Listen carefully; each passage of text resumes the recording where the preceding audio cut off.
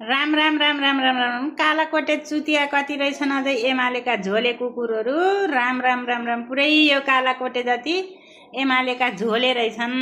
एमालेले फालेको हड्डी चुसेर एमालेका खुट्टा मोलेर खुट्टामा तेल लाएर केपी ओलीको खुट्टा मटक मटक माडेर कालो कोट लाउन पाएका हरामखोरहरू हरामजादेहरू कति रहेछन् भन्ने कुरा यहाँ यो भिडियो हेर्नु है। यो कति रहेछन् एमालेका कुकुरहरू क्या। एमालेले फालेको केपी ओलीले हुरुत हुरुत फालिदिएको हड्डी चुसेर कालाकोट लाएका मादरचुत कालाकोटेहरू कति रहेछन् भने एमालेका कुकुरहरू भुसिया कुकुरहरू कति रहेछन् भने विष्णु पौडेललाई अनुसन्धान गर्न लगेको प्रमाण भएन अरे, जे मन लाग्दी गर्यो रे, प्रमाण छैन रे, केही छैन रे, जे मन लाग्दी गर्न पाइन्छ र भने हन् क्या यी कालाकोटेहरूले। ए मादरचुतहरू तिमीहरूले रवि लामिछानेलाई जे मन लाग्दी गरेका हैनौ। रवि लामिछानेलाई त प्रमाणै बिना केही पनि नभइकन 75 76 77 जिल्ला धन्नै पुऱ्याएनौ घुमाएर घुमाएर करोड करोड धरौटी लिएर। ए राम राम राम राम राम कतिसम्म गरेका थियौ हैन? तिमीहरूको भित्र अलिकति मानवता छैन? ए कालाकोटे भुसिया कुकुरहरू कुकुरहरू अझै एमालेको तलुवा चाड्दैछौ। तिमीहरूको अब पुच्छर उम्रिन लाग्छ। अब धेरै दिन छैन, विचार गरे बोलाऊ। अब कालोकोट लाउने दिन धेरै छैन तिमीहरूको। अब लास्ट भयो, विचार गरेर बोलाऊ।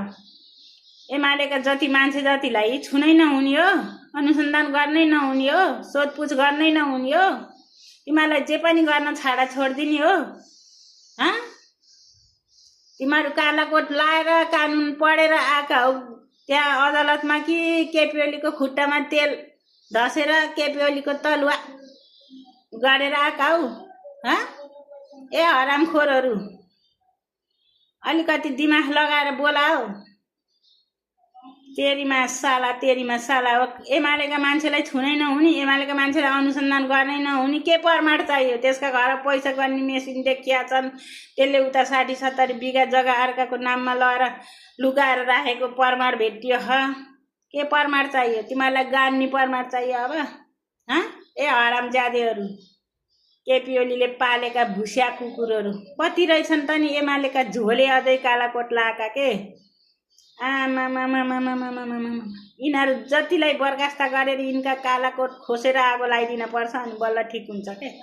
तेरीमा साला यस्ता कुकुर न्यायालयमा बसेका छन् अनि जनताले न्याय पाउँछन्, अनि दुखी गरिब जनताले न्याय पाउँछन्। जनताका मुद्दाका कागज त धमिराले खान्छ, मान्छे मर्दाखेरि पनि त्यसको फसेला हुन्न। यस्ता यी हरामखोर हरामज्यादे देशद्रोही